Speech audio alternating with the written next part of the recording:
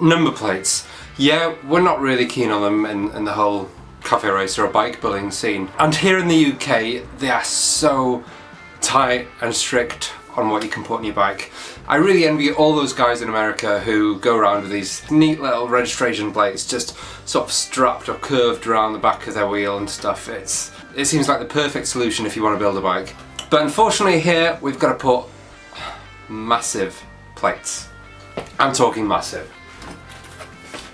I'm talking ones that are the same size as my head, nearly. I think it is.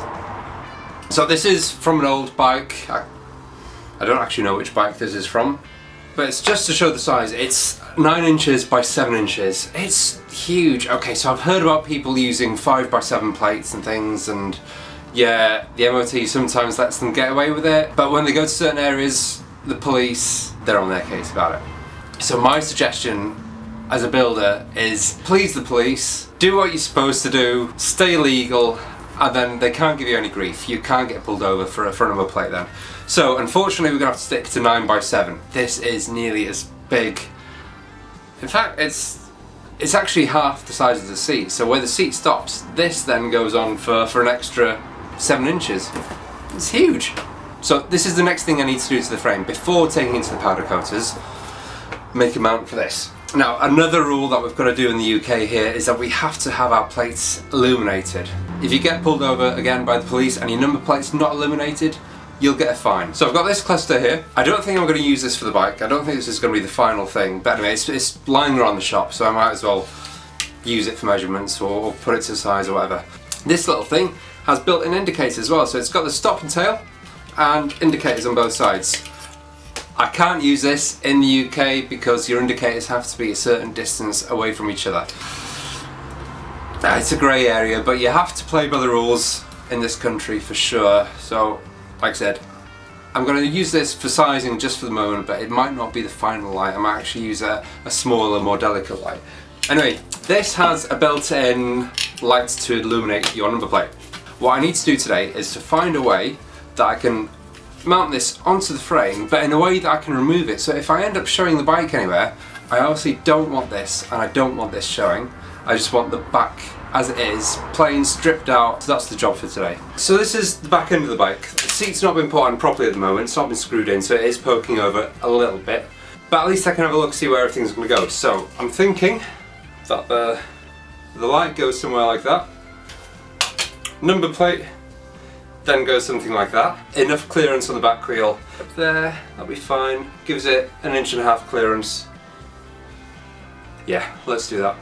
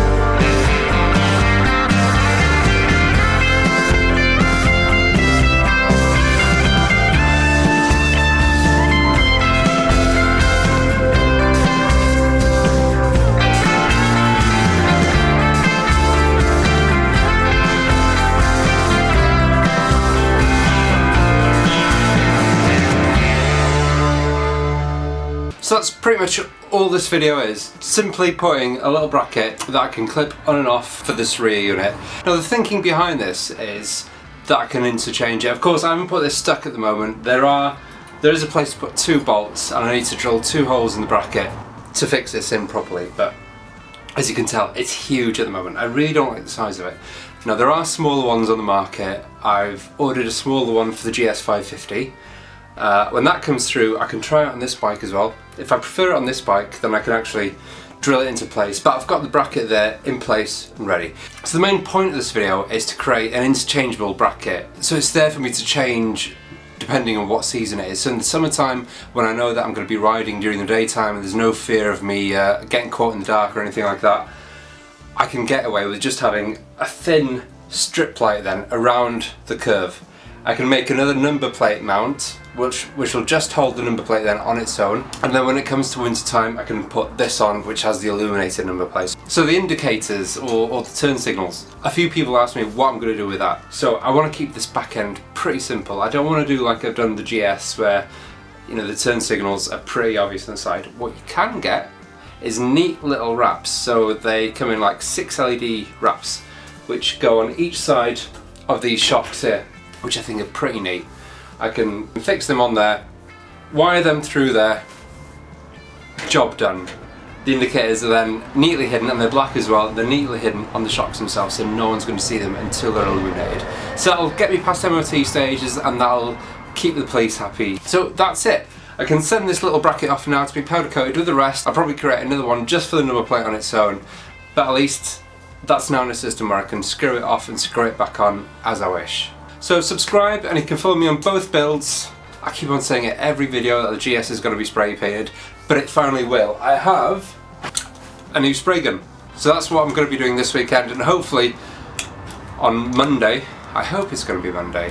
So hopefully Monday or Friday there'll be a video up showing the new colour of the GS550. So I'll see you next week.